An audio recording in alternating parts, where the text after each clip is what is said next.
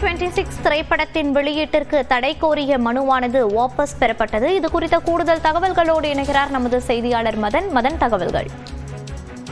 மோனிஷா, நடிகர் நட்ராஜ் நடிப்பில் உமாபதி ராமையா இயக்கத்தில் உருவான படம் தான் இந்த TN 2026. அதாவது சமீபத்திய அரசியல் நிகழ்வுகளை அடிப்படையாக வைத்து எடுக்கப்பட்டது. இந்த படத்தை இந்த தேர்தல் நடைமுறைகள் முடியும் வரைக்கும் நிறுத்தி வைக்க வேண்டும் என்று சென்னை உயர்நீதிமன்றத்தில் வழக்கறிஞர் ML ரவி என்பவர் இந்த ஒரு மனுவை தாக்கல் செய்தார். அதாவது இந்த தேர்தல் நடத்தை விதிகள் அமலில் உள்ள நிலையில் இந்த TN 2026 படத்தை வெளியிட அனுமதித்தால் அது வாக்காளர் மத்தியில் மிகப்பெரிய தாக்கத்தை ஏற்படுத்தும் என்றும் ஒரு நியாயமான தேர்தலை பாதிக்கும் என்றும் தெரிவித்திருந்தார். எனவே இந்த தேர்தல் நடைமுறைகள் முடிவரும் வரைக்கும் இந்த படத்தை வெளியிட தடுக்க வேண்டும். ஏப்ரல் 6ஆம் தேதிக்கு, அதாவது ஏற்கனவே தொடர்பாக ஏப்ரல் 6ஆம் தேதி கொடுத்த மனுவை பரிசீலிக்க தேர்தல் ஆணையத்துக்கு உத்தரவு பிறப்பிக்க வேண்டும் என்று தெரிவித்திருந்தார். இந்த மனுதான் இன்று காலை தலைமை நீதிபதி அமர்வில் விசாரணைக்கு வந்தது.